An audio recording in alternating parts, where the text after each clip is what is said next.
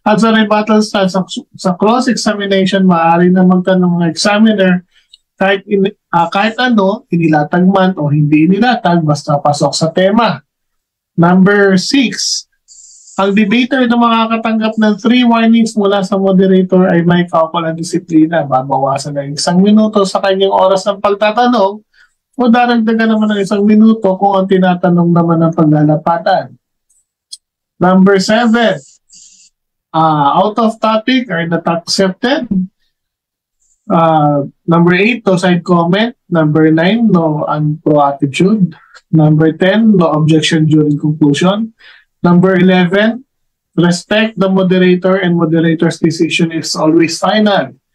Number 12, ito lamang ang iiral na patakaran bilang pagsasaayos ng debating ito. Number 13, no showdown. No? Sasabihin, pag nabasa ko, aaminin mo, talo ka na. Wala po tayong gano'n, ha? So, ang time check natin, 10:07, and then 5 minutes conclusion. So, sa mga debater natin na nakarinig ng ating rules and regulation in time, agree po ba kayo? Yes po, agree. Yes. Okay, sige. Kung agree kayo, Sis Dad, ready na ba ang ating 10 minutes para sa ating affirmative? Ito muna, sino yung affirmative? Si Mark Tumbao, nasabi ko na, Uncle Mel. So, Sis Nad, ready ka na ba sa time mo? Yes. Wait lang ha. Okay. So, ready na po ba si Brother Mark Tumbao?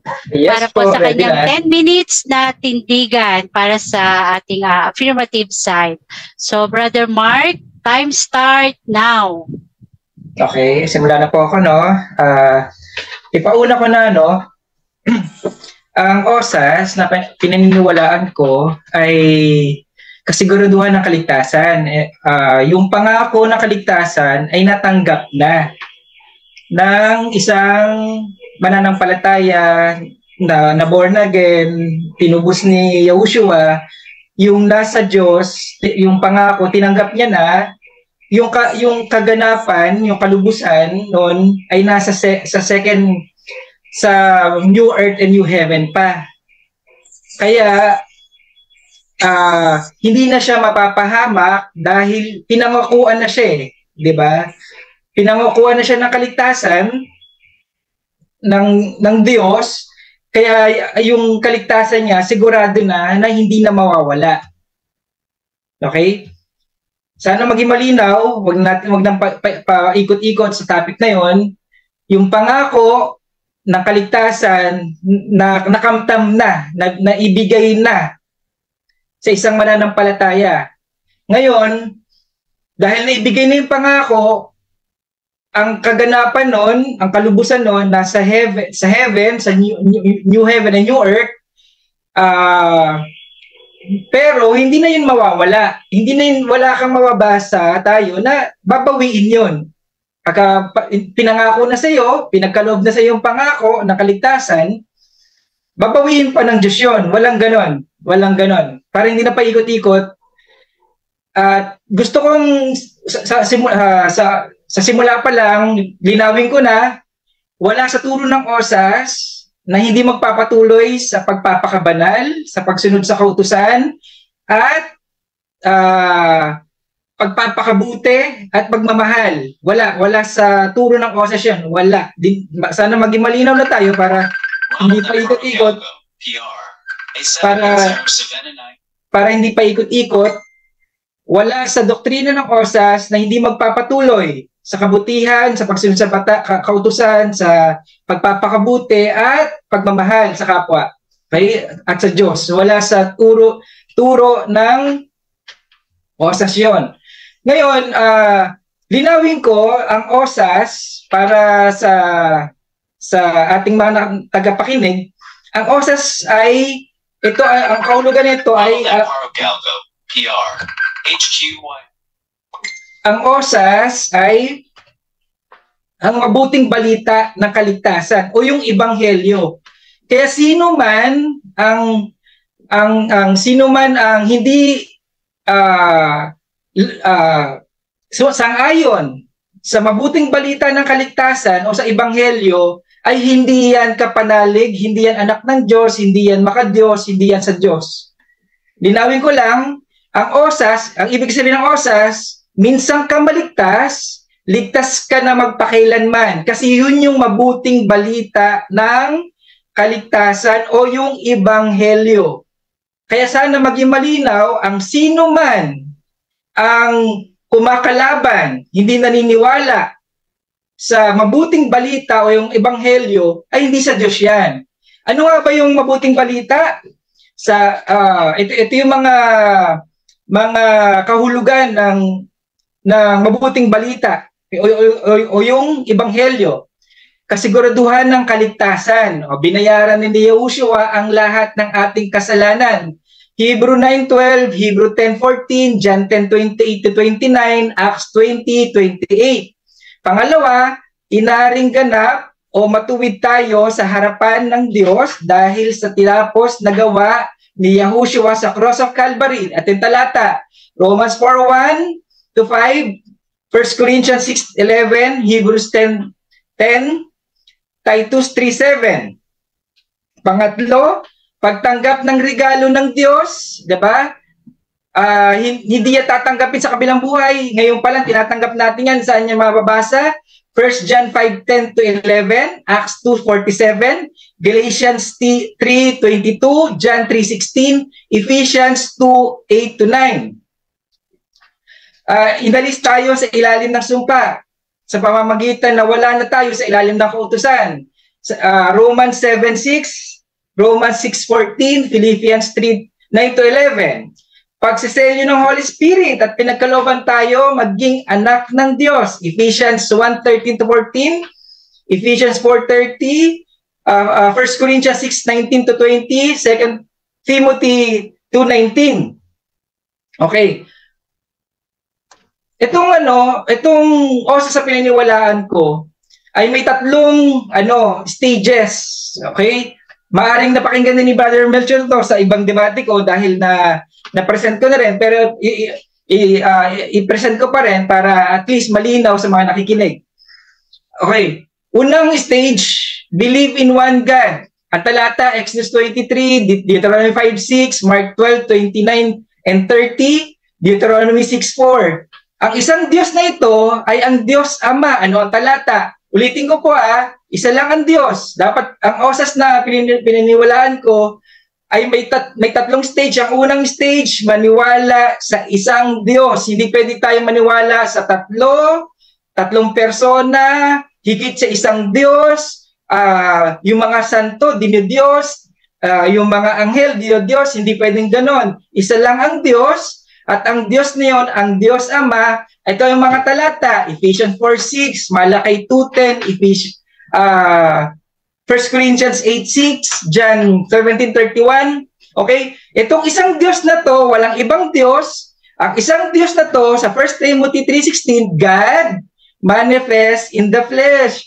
Tapos, itong isang Diyos, nahayag sa laman, at nung nahayag siya sa laman, sa John 3:3-8, ipinangaral ng isang Diyos na ito yung kailangan tayong ipanganak muli. Mark 16:16. Supporting verse niyan, Mark 16:16. Kailangan ipanganak tayong muli. Okay? Ito yung stage 2. Papasok yung stage 2. Be born again. Okay? Anong talata? John 3:3-7, Titus 3:5-7, 1 John 4:7, 1 John 5:9, John 1:12-13, 1 Peter 1:3, 1 Peter 1:23. Okay, lahat yan, tungkol yan sa born again. Kaya kailangan tayo ipanganak na muli. Colossians 2:13-14, okay, tsaka yung Galatians 20-21, ito sabi, hindi na ako ang nabubuhay, kundi si Kristo ang nabubuhay sa akin. Kung sa pamamagitan ng kautusan ay ang katwiran, kung gayoy si Kristo ay namatay na walang kabuluhan. Kapag na-born again pala tayo, nawawala tayo sa ilalim ng kautusan dahil kung nasa ilalim ka pa rin ng kautusan, walang kabuluhan ang kanyang kamatayan. Kaya wala na tayo sa ilalim. Yung mga na born again, linawin ko lang, yung mga na born again, ipanganak muli sa Espiritu, sa tubig at Espiritu, bautismo at pagmamahal, at sa salita ng Diyos, ang ibig sabihin Espiritu, salita ng Diyos at at pagmamahal. At yan ang meaning ng Espiritu. Kapag na-born again na tayo, wala na tayo sa ilalim ng law, kundi nasa ilalim tayo ng grace. Romans 7:6, Romans 6:14, Philippians 3:9-11, tapos Ephesians 2:8-9, sapagkat sa biyaya kayo'y nangaligtas. Diba? Sa biyaya. Okay? Nangaligtas sa pamamagitan ng pananampalataya. Kaya mapakikita mo yung stage 1 ko, pagsampalataya sumasampalataya, nananampalataya. Yun yung stage 1 Kaya tama yung nagpaparallel siya dun sa talatang ito. Sapagkat sa biyaya, di ba? Panaborn again ka, wala ka na sa ilalim ng law, kundi nasa sa ilalim ka na ng biyaya. Nangaligtas kayo sa pamamagitan ng pananampalataya. Ito'y hindi sa inyong sarili. Okay? Hindi sa gawa natin, sa kabutihan natin, hindi. Ito'y kaloob, regalo. Ito'y kaloob ng Diyos, hindi sa pamamagitan ng gawa. Ano ba itutukoy na gawa? Tungkol dito sa kautusan. Pag sabi nga, yung nagiging inaari mong ganap ka or matuwid ka sa pamamagitan ng gawa, ay wala ka wala ka sa ilalim ng biyaya. May talataya, mamaya mabalikan ko yan. Upang sino man ay huwag magmapuri. Ibig sabihin, okay, nagpapakabanal tayo bilang mga born again. Last 1 minute. Oh, wow. Okay. Gumagawa tayo ng kabutihan dahil tayo ay hindi para maligtas gaya ng ginagawa kapag nasa ilalim ng kautusan, kundi gumagawa tayo ng kabutihan dahil bunga ng pag-ibig. Sumusunod tayo sa kautusan, nagpapakabuti tayo, nagpapakabanal tayo, nagmamahal tayo dahil ito'y bunga ng pananampalataya natin sa pamamagitan ng pag-ibig. Sa stage 3, yun na yung stage 3, being in love with God by loving your neighbor. 1 Corinthians 13:4-8, Mark 12:30-31, John 15:12-13, Romans 13:8 and 10. Yun sabi. Pag may sa 1 John 3:14, nalalaman natin na tayo'y nangalipat na sa buhay mula sa kamatayan sapagkat tayo'y nagsiibig sa kapatid. Ang hindi umiibig ay hindi nananahan okay. Okay, salamat. Okay, time is up. So, bago lang sa akin. So, time is up po.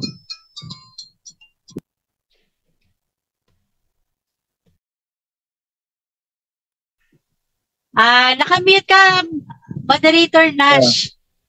Oo nga, ba't ako nakamute? Yan. So, dyan na po nagtatapos ang ating first stand ng ating affirmative. So, dadako na tayo sa question and answer, cross-examination. Pwede ka na ba, Uncle Mel, para sa yung cross-examination para kay... Naka pa si Mark Umbaw naka-mute. Bro Mark, naka-mute ka po. So, kung ready na po yung ating negative side para sa kanyang cross-exam. So, Brother Mel, you have 7 minutes. Tama, 7 minutes. So, time start now. Stop muna. 7 minutes o 10 minutes yung unang tanong? 7 lang. 10-7. 10-7 lahat. 10-7. So, yung cross-exam, 7 minutes. Okay? So, okay. Ano natin? Okay, Bro Mel, 7 minutes. Time start now. Okay. Yung mga alagad na pinili at naging follower ni Kristo, kapag tumalikod ba sila, may kaligtasan ba o wala? Categorical. Wala po. Categorical daw, wala. Walang kaligtasan. Categorical pero, question. Di ba ako tapos, Brad? Moderator, di pa po Moderator. sumagot. So, Time's agad, up. patapusin muna natin siya. Pause time muna tayo. So, Hindi ko sumasagot kasi siya. narinig. Nagcha-choppy siya sa akin. Nagcha-choppy siya. So, ganito. At ano muna tayo? Sound check muna tayo. Nagcha-choppy siya sa akin. Sound check. Uncle Mark, pwedeng magsalita muna. Naririnig ako. Hello, mic test. Hello. Hello, Naririnig. mic test. Hello, mic test. Hello. Narinig mo siya. Ako naririnig mo. Naririnig niyo ako. Narinig. Malinaw. Malinaw ka sa amin. Narinig mo siya. Kasi minsan nagsasalita, hindi ko naririnig. Nagcha-choppy. So, ulitin ko na naman. Okay, teka muna. Okay. So, meron ka pang 6 minutes and 29 seconds.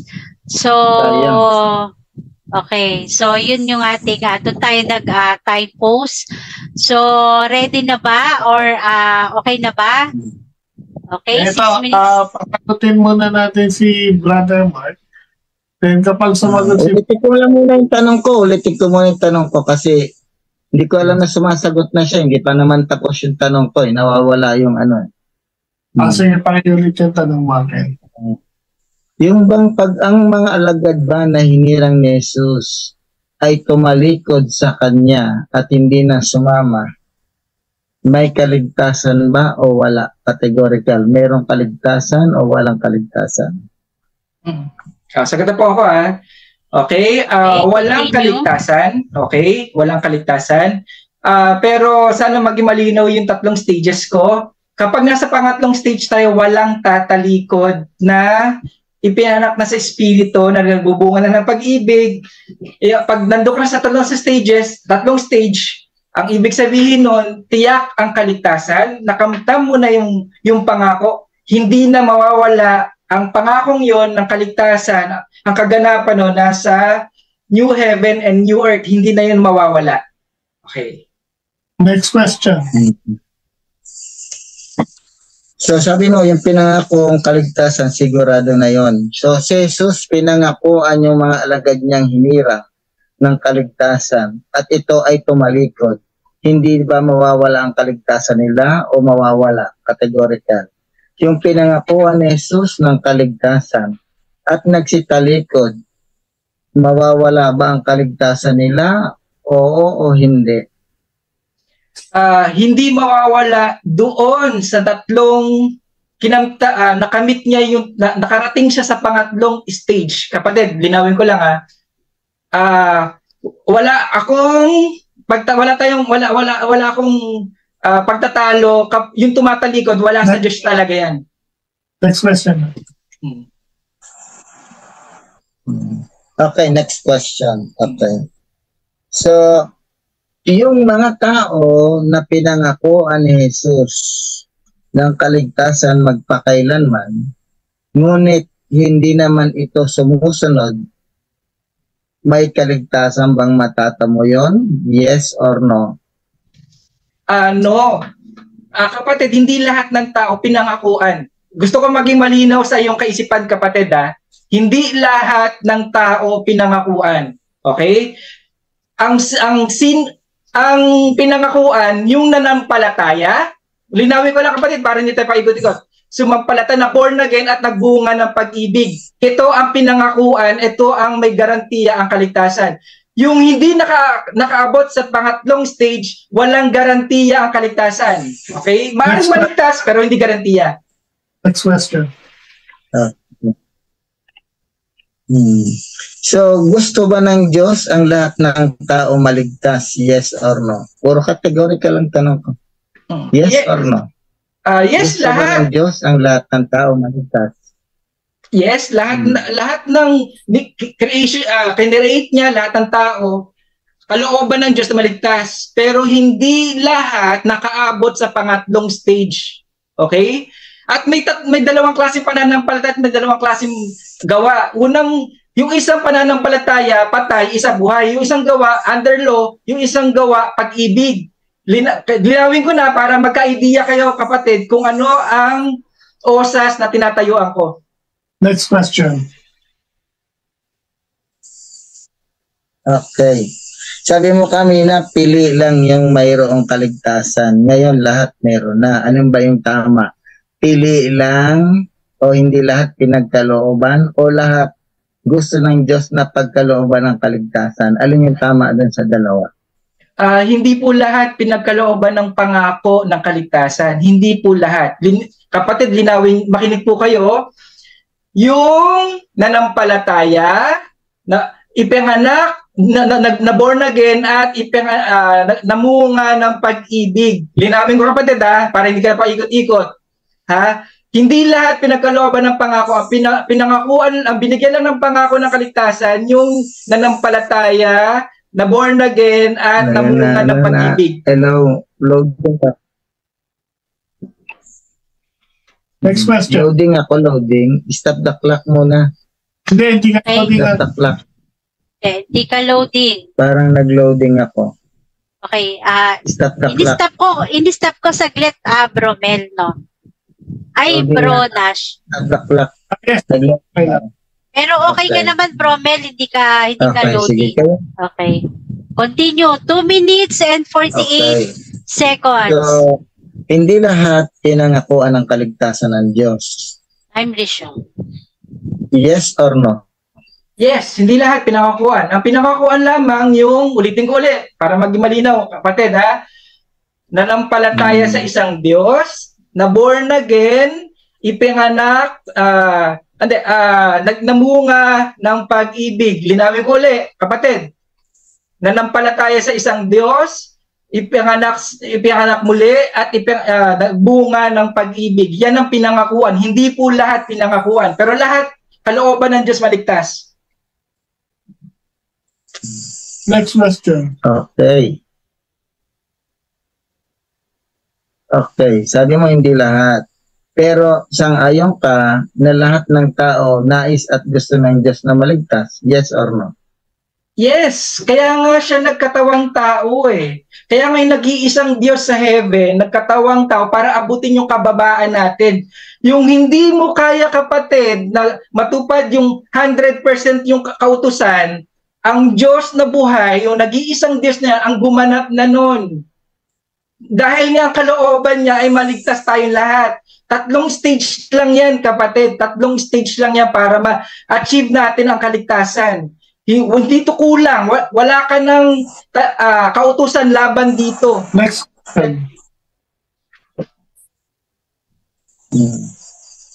Yung matuwid ba na matapos makalasap ng kaloob ng Diyos at tumalikod at hindi na kumilala sa Diyos, may kaligtasan pa ba yun? Kapag ayaw niya na maniwala sa Diyos? At gusto niya na wala na talagang Diyos kahit nauna niya niyang naniwalang may Diyos. At binaliwalaan niya na walang na talagang Diyos. Walang kaligtasan, kapatid. Oo, walang kaligtasan.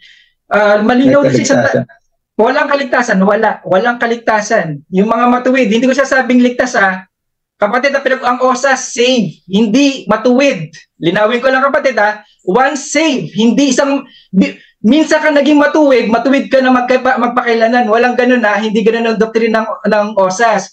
Minsan kang ligtas ka na magpakailanman. Hindi ka natatalikod dahil ang Diyos na binili ka na ng dugo ni Yahushua. Hindi mo na pag-aari ang sarili mo. Binili ka na, pag-aari ka na ng Diyos.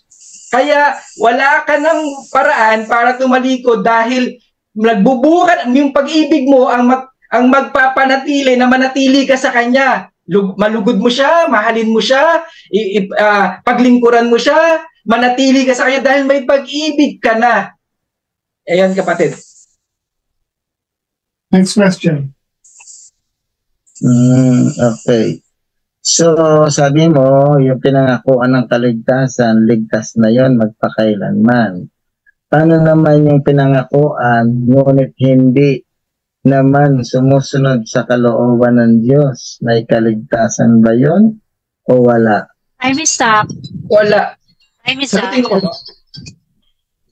Sis Nine, go ahead. I'm stop. Moderator, may sinasabi yata. Pero time is up na tayo Okay. Oh, go ahead, Miss Moderator. Sis Nat, go ahead. Ikaw mag-host. Oh, hindi na sige. Hindi. Kasi time stop na tayo, pero sabi ni Brother Mark kung pwede daw niyang Pwede sagutin. ko ba sagutin? Mel? Pasensya na mga angel. Oo, kasi time stop. Pwedeng dali niya na lang sa, sa Reporter. Okay.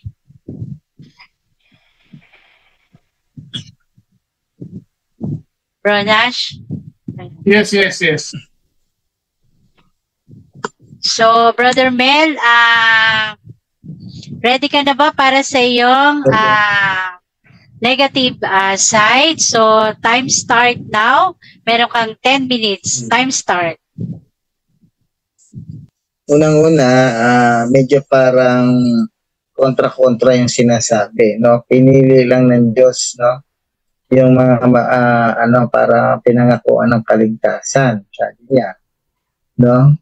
Pili lang. Pero ang gusto ng Diyos, nais niya ay maligtas lahat ng tao, ay sa Timoteo 2:4, no?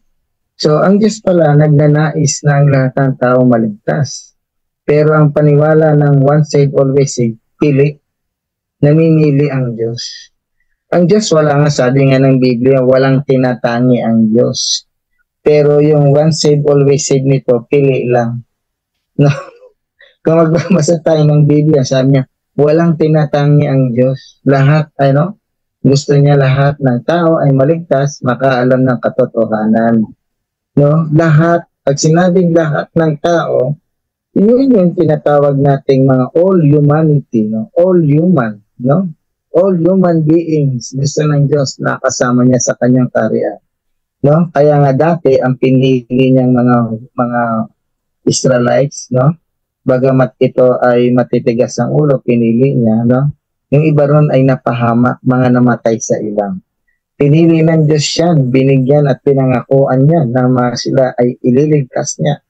Pero yung iba, hindi nilasap yung kaligtasan na inaasam nila. Bakit?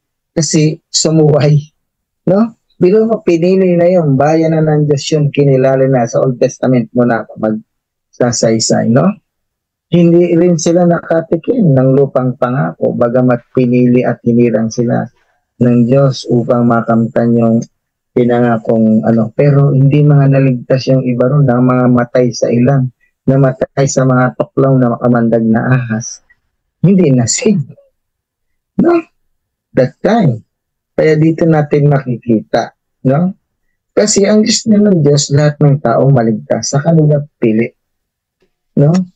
Mawawala ang kaligtasan na yan, no? Nasa sayo na yan. No? Nasa sayo yan kung iwawala mo yan o hindi. Ang kaligtasan pinangako ng Diyos para sa lahat, no? Nandyan lang yan. Nawawala yan sa tao. Kaya nga, work out your salvation. Iwo-work out mo yan. No? Saan mababasa yan? No? Dito sa Philippians chapter 2 verse 12. No? Sabi rito, Philippians 2:12, basahin natin para makita natin na work out your salvation. Sabi ito, no? Basahin natin. No, work out your salvation. Sabi doon sa Philippians 2, sabi dito. Sabi dito. Then lose it together. Instead, for a lifetime, we must work out our salvation with fear and trembling. Philippians 2:12. Kinakailangan i-work out natin yung salvation. No, totoo nandoon yung kaligtasang pinangako ng Diyos para sa lahat ng tao. Nais ng Diyos ang lahat ng taong maligtas. Walang sinabi ang Diyos na pipiliin ko lang ang maliligtas. Walang ganon, no? Hindi yan turo ng once saved, always saved. Ang Diyos walang tinatangi. Sabi nga, maging Hudyo at Grego, maging Hentil o Malaya, hindi na tayo iba, iisa na tayo kay Kristo. Kaya ang salvation ay para sa lahat, hindi dun lamang sa pinili. Pinangakuan tayo ng kaligtasan ng Diyos? Yes, dahil ang Diyos pag nangako sigurado. Kaya nga yung kaligtasan ngayon ay pinapa-work out sa atin. No? Gagawin natin yun. Hindi yung hawak lang natin yung salvation na yun, hindi naman tayo nagwo-work out. Hindi yun, baliwala yun, no? Walang ganon. Hindi yun ang tunay na one save, always save. Iba naman yung one save, always save na bilit nitong ating kaibigang si Mark Cumbao. Alam niyo kung bakit? Sa ibang sekta, kahit nagkakasala na, ligtas na rin sila, no? Hindi niya inaano, iba yung view nito, no? So, ibang osas naman ito. Meron itong tatlong stages, no? Yung believing one God. Meron din ang simbahang Katoliko niyan. Be born again. Meron din ang simbahang Katoliko niyan. Di ba? Doon sa John 3:3 hanggang 3:5. At saka being love with God. Yan. Sa Catholic, meron din yan, no? E di, nasa Catholic din ang salvation na sinasabi mo, one save, always save, na kinategory mo sa tatlong stages, no? So, ang stages pala ng one save, always save, hanggang doon lang sa tatlo. Tandaan natin, ang kaligtasan ng Diyos, no? Walang hanggan niya, no? Gumagawa ng paraan ng Diyos sa anumang paraan, lahat gagawin niya para ang lahat ng tao ay maligtas. Pero ang tao ang umaayaw at sa kanyang free will ang nasusunod kung bakit hindi niya na-attain ang pinangakong kaligtasan ng Diyos na hindi nawawala. Tandaan mo, pag ang Diyos ay nangako ng kaligtasan, sigurado yan. Ito ay hindi mo lamang makakamtan kapag ang salvation na sinasabi ng Diyos na ibinigay niya sa iyo ay hindi mo wino-work out. Ayon do sa Philippians chapter 2 verse 12, work out your salvation. Hindi yung, halimbawa, tinanggap ko si Kristo, nandoon lang ako sa bahay, tulog kain lang ako dito, hindi naman ako gumagawa ng anuman. Paano ko maiwo-work out yun? Diba? Kaya yung sasabihin natin na pinangakuan tayo, sigurado na ang kaligtasan. Yes, ang Diyos wag na ako siguradong kaligtasan. Pero, hindi yon ang punto doon. Kapag tayo ay binigyan ng kaligtasan ng Diyos, kinakailangan yung kanyang pangakong kaligtasan na yon ay tayo ang gaganap. Kaya nga sabi, nasa Diyos ang awa, nasa tao ang gawa. No? Nasa Diyos ang awa, nasa tao ang gawa. To err is human, to forgive is divine. Doon natin makikita. No? Magagawa tayo, kasabihan yan. Kahit saan kapalop ka ng mundo, sayings nila yan. Kaya yung sasabihin, one save, always save, no? Kapag natalikod, ay sinasabi mo kanina, ay hindi maliligtas. Hindi yun osas. Kasi sabi nga, ang manatiling tapat hanggang wakas, ang siyang maliligtas. Kinakailangan tapat tayo sa Diyos. Doon sa Mateo chapter 10, verse 12, no? Chapter 10, verse 22 pala. Ang manatiling tapat hanggang wakas, ang siyang maliligtas. Mateo 24:13. Kinakailangan maging tapat tayo sa Diyos para tayo ay maligtas. No? Yun ang tunay na one save, always save. Yung mananatili kang tapat. Pero kung hindi ka namang tapat, no? Nasaan yung one save, always mo dyan? One save, always save mo dyan. Kinakailangan maging tapat. Dahil si Jesus na nagsabi, ang mananatiling tapat ang siyang maliligtas. Ayan. Kaya nga pinapasuot tayo ng mga baluti. Isuot ninyo ang mga baluti ng armor of God. No? Kinakailangan pa na magkaroon ng mga armor panlaban dun sa mga palaso, mga bitag ng dyablo. Kaya yung armor na yun ang ating panlaban para ma-attain natin yung sinasabi nating kaligtasan. Di ba? Suot na yung helmet of salvation, belt of truth, breastplate of whatever. Di ba? Nandiyo din yung sa Ephesians. No? Yun ang dapat nating isasuot, i-workout natin yun. Yun ang pinapa-workout doon. No? Sabi nga, di ba? Isuot ninyo ang mga baluti. Yung mga baluti na yan ang magiging kasangkapan para tayo ay naging tapat, no? Kaya hindi po pwede yung sasabihin na once saved, always saved, hindi ka naman nagagawa. Doon natin makikita. No? Okay, yan ang may gusto natin. Kinakailangan i-work out. Hindi yan sasabihin natin na naging born again tayo. Naniwala tayo sa Diyos. Tandaan natin, ang demonyo naniniwala rin yan sa Diyos. Pero kahit kailan, hindi yan nakatikim ng kaligtasang pangako ng Diyos para sa kasangkatauhan. No? Kasama na ng Diyos yan noon. Naglilingkod sa Diyos yan. Nagrebelde sa Diyos. Hindi naka-attain ng kagaya ng sinasabi mong once saved, always saved. Kaya yung mga paniniwala ng mga born again na once saved, always saved na yan, hindi yan turo ng mga apostles. Yan ay galing lamang doon. Hindi mo pa nga sinama yung tulip. May tulip pa yan. Kasama yan doon sa tulip ni si Calvin. Kay John Calvin niya, once saved, always saved. No? Kay John Calvin. Meron pa yan. Nakalimutan niyo yata. Yung tulip, i-google mo kung ano ibig sabihin ng tulip. Meron pa yan. Hindi mo lang sinama. No? Kaya dito natin makikita. Pakisabi lang kung tapos na yung oras ko. Okay pa ba yung oras ko? Hello? Ramen. Sige lang, May oras tuloy. ba ako?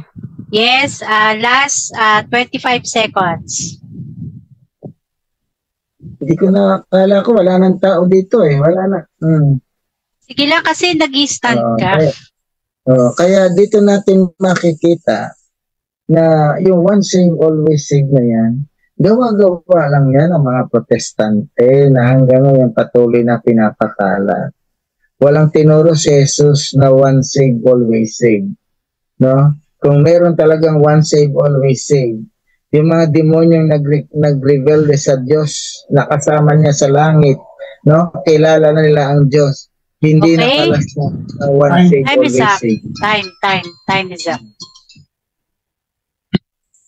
Time na. Kaya maraming salamat, Uncle Mel, sa iyong presentation. So, nadako na tayo sa 7 minutes question and answer. Ready ka na ba, Brother Mark? Yes po, ready na po. Okay, okay, sige.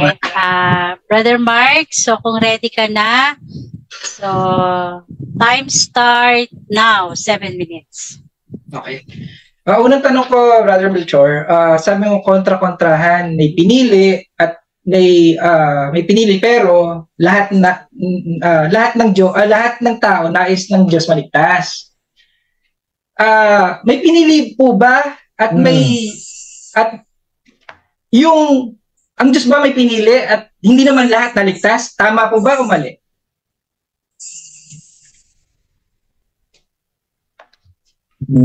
May pinili siya para maglilingkod sa kanyang simbahan. Pero kahit pinili yan at hindi ka pinili, kasama ka doon sa nais ng Diyos ang lahat ng tao maligtas. No? Yun. Yung mga pinili, mas malaki ang pasanin niyan at mas malaki ang responsibilidad niyang kakaharapin kesa doon sa hindi pinili. Pero lahat yan, kabilang sa sinabi ng Diyos, lahat gusto niya maligtas. Follow-up question ko, no? Sa bibig mo nang galing, sa bibig mo nang galing, nagkokontra-kontrahan. Pero sa bibig mo rin nang galing na may pinili, pero hindi naman lahat naligtas. Ito mo na, Mr. Moderator, objection. Mamaya na siya mag-comment. Time is stop. Ang tanong doon, sang-ayon ka ba o hindi? Post time mo na, post time. Huwag kayo mag-usap. Kapag may i-direction nyo sa akin. Ang kalumbaw, ganun din. Pag may comment, direction nyo sa akin. So, ano yung objection? Ano yung objection? Nag-objection. Mr. Moderator, yung objection. Pamamaya na siya mag-comment, magtanong lang siya. Mamaya siya mag-ribat dun sa sinasabi ko nagpakontrahan. Okay. So, Uncle, may objection ka ba? Counter? Ang counter ko, Pagtanong yon kapatid, galing sa bibig mo na may pinili pero hindi naman lahat pala naligtas. Pero nais ng Diyos lahat maligtas. Saan doon yung kontra-kontrahan? Kaya sang-ayon ka ba na walang kontrahan? Wala akong sinabi. O wala. Huwag mo na mag-usap. Nag-object pa po ako eh. So ano yan, itatanong mo na ba yan sa kanya or... Pinatanong ko, yun ang follow-up question ko sa kanya. Wala akong sinabi na hindi rin na yung mga pinili na yun. Wait lang. Teka muna. Iklaro nyo kung okay na kayo, then i-ano natin yung oras. So naka-timestamp tayo. So ang ating oras ay 5 minutes and 44 seconds, Brother Mark. Akong tanong yan, Abel, kung yan part pa ng objection mo or tanong na, kasi kung magtatanong ka na, itutuloy na natin yung oras para makasagot na si Uncle Mel. Kaya kung objection yan, pakisabi sa akin kung part pa yan na objection. Part ng objection yung kapatid. Kaya nga, nilinaw ko yung tanong eh. Diba? Nanggaling sa bibig niya, diba, na nagkokontrahan, pero may pinili, pero may hindi lahat naligtas. Pero nais ng Diyos, lahat maligtas. Part yan mo ng premise mo. Okay, then. Sige, Uncle Mark, pakiulit yung tanong mo. Then, pakiulit yung premise mo. Then, Maring Dads, pakituloy yung time. Okay, 5 minutes and 44 seconds. So, time resume, Brother Mark. Sundan ko yung sagot niya. Sagot niya, sabi niya kanina kasi nagkokontrahan. May pinili, ang Diyos, nais niya lahat ng tao maligtas, pero hindi naman pala lahat naligtas. Saan ang kontrahan doon? Nawawala yata. Paki-pause time. Post the time. Okay, Uncle Mel, naririnig mo ba kami? Kaya lang choppy. Bakit kaya? I think sa kanya yung choppy. Kay Bromel. Nagpipris siya eh. Nagpipris. So, choppy yung sa akin eh. Okay, sige. Yan. Okay na siya. Sige. Pakitanong ulit. Tapos kapag sumugot na si Uncle Mel, itutuloy natin yung oras. Pag mo muna ituloy yung oras, Mars, kapag hindi pa sumasagot. Okay, 5 minutes and 28 seconds. So, Bro Mark, tanong. Ang premise, sabi niya nagkokontrahan. Pero nanggaling sa bibig niya na may pinili, di ba? Meron palang hindi naligtas, pero ang kalooban ng Diyos, lahat pala ay maligtas. Yung sinasabi ko, na yung pinahayag ko para sa kanya kontrahan, pero nanggaling din ba sa kanya? Tama ba o hindi yung pahayag ko dahil ikaw mismo sinasabi mo rin pala, yung sinasabi ko, inuulit mo rin pala yung sinasabi ko. So categorical, tama o hindi? Uncle Mel, pwede pa isagot mo, Uncle Mel. Okay. Una-una, hindi tama yung sa'yo, sa akin yung tama. No? Ang sabi ko, yung mga pinili na yan, no, makakaating yan ng kaligtasan kung sila ay mananatiling tapat hanggang wakas. Pero kung tatalikod, sabi nga, ang aking alagad na tatalikod, hindi ko yan kalulugdan. No? Kaya nga ang gusto ng Diyos, lahat ng tao maligtas. No? Kaya pinili ka o hindi, ang pangako ng kaligtasan sa lahat ng tao ay nandiyan. Mas lalong mabigat ang responsibilidad ng pinili. Yun ang sagot ko. Wala ko sinabing namimili ang Diyos. Next question.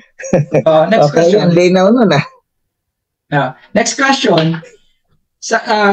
Sabi mo kanina, kapatid, nasa iyo, nasa atin, nakadepende sa atin yung kaligtasan. Ang kaligtasan po ba, kapatid, regalo o tatrabahuin ng isang tao? Regalo o tatrabahuin ng isang tao? Okay. Regalo yan ng Diyos sa atin. Para yan ay matanggap mo at iyong magamit, kinakailangan yan ay work out your salvation. Salvation is a free gift from God, and your work out your own salvation, those Philippians chapter 12. Binigyan ka ng kaligtasan ng Diyos, then you work out about your salvation. Yun ang sagot ko. Regalo ng Diyos yan. Hindi niya yan pinagdadamot sa lahat. Follow-up question ko yung Philippians 2:12, ang pagkaunawa nyo kapatid doon, kayo ang tatrabaho ng kaligtasan nyo? Oo o hindi? Kaya nga, work out your own. Ang linaw, no? Ang sabi dyan, work out your own salvation. Sino ba yung own? Natural, yung may nagmay-ari, no? Ikaw, yung own, yung sarili mo. Basahin ko, ha? Philippians chapter 2 verse 12. Basahin ko sa Tagalog. Ito. Kaya nga minamahal tulad ng inyong puso kasunod, ako'y kasama ninyo. Tama ba? Ito, pagsumikapan ninyong maging ganap ang inyong kaligtasan na may lubusang paggalang at pag-ibig sa Diyos. I-Englishin ko para mas mabilis. Next question, kapatid. Next question. Paano mo i-workout para intindi natin talata? Paano mo i-workout yung salvation mo sa pamamagitan ba ng pagsunod sa kautusan? Oo o hindi? Unang-una, hindi lang sa pagsunod sa kautusan ng Diyos. Moderator. Kinakailangan din sa kalooban ng Diyos. Hindi. Okay, time stop. Kautusan ng Diyos, din sa kanyang Romel. Pa-pause muna. Ano yung objection mo, Uncle? Sagutin niya muna po ng categorical kung oo or hindi. Magpaliwanag siya, okay lang po. Kahit anong paliwanag niya, walang problema po yun. Uncle Mel, pakisagot to muna ng categorical, yes or no daw. Tsaka kinagutin ko na Sabi ko nga ulitin mo yung tanong mo, ulitin ko rin yung sagot ko. Brother Mark. Ulitin ko po. Oo o hindi, paano mo i-work out ang iyong kaligtasan sa pamamagitan ba ng pagsunod sa kautusan? Oo o hindi, hindi kasama ang lang. Hindi lang, hindi iba yun. Hindi, iba meaning nun. Okay. Oo, pero hindi lang pagsunod. Kung hindi, pati pagtuman o pagsunod sa kanyang kalooban, hindi lang sa kautusan, kundi sa kalooban din ng Diyos. No? Obey the commandments of God and obey the will of God. Yun. Wag mong paghihiwalayin yung dalawa na yun. No? Okay, next. Kautusan ng Diyos, hindi kautusan ni Moses. Next question. Okay. Next question. Nasaan ako? Sabi mo, yung Katoliko daw, nasa inyo daw yung 3 stages. Okay? Ilang persona po ang sinasamba nyo? Ilan?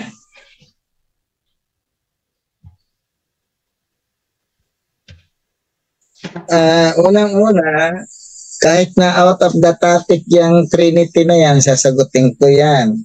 3 persona sa iisang Diyos. No? Persona ng Ama, persona ng Anak, at persona ng Espiritu Santo. Pero iisang Diyos lang ang sinasamba ng Katoliko. Yan yung aming credo o yung tinatawag naming Apostles' Creed or yung Nicene Creed. One God in a 3 person. Next question. Nabautismohan ba kayo sa pangalan ni Yahushua? Oo o hindi? Kasi nasa inyo yung 3 stages, di ba? Oo. Nabautismohan ba kayo sa pangalan ni Yahushua? Hindi kami nabautismo. Hindi. Ang bautismo sa amin, yung bautismo na sinasabi ni Jesus sa Mateo chapter 28 verse 19. Baptize them in the name of the Father and of the Son and of the Holy Spirit. Yan ang binautismo sa amin, hindi yung kay Yahushua lamang. Yun ang sagot ko. Dahil yun ang utos ni Jesus. That is the greatest commandment. No? Great Commission. That is the Great Commission. na sinabi ni Jesus. Next question, kapatid. Okay? Sa 1 John 5:11, yung pinangakuan doon, babawiin ba yung kaligtasan? Oo, babawiin o hindi babawiin? Ano yung tanong mo? Stop the clock muna para makita ko yung ano. John? 1 John 5:11. Okay, yung pinangakuan ba dyan? 5:11. Sa 5:11, sabi dito, and this is the record that God had given to us eternal life, and this life is in His Son. So sa Tagalog, kung gusto mo, tatagalogin ko, ito, pakinggan mo ha. Sabi rito sa verse John 5:11, at ito ang patotoo. Patotoo ha. Pinagkaloob sa atin ng Diyos. Time stop. Time stop. Bumabasa pa Time ako. stop. Time stop na tayo. So, dyan po nagtatapos ang ating question and answer. No? Sa Actually, patotoo yung sinasabi dito ni John eh. Patotoo. wait lang. Time stop na tayo. So, doon na lang natin sa rebuttal yan. So, dako na tayo sa ating rebuttal. Mr. Moderator, pa-shoutout muna. Baka mapagalitan ako. Shoutout lang tayo. Okay, go ahead. Okay, yan, shoutout po tayo sa ating 29 live viewers. So, maraming salamat po sa lahat ng mga nanonood ngayon at nagko-comment. Sila Brother Delib Jan Banadilla, Bro Arnold Maglalang, Bro Moda Francis, and Bro Ted. Salamat din po sa stars, Bro Hercules Ebardon and Brother Cristino Balacena. Thank you so much po sa inyong mga stars.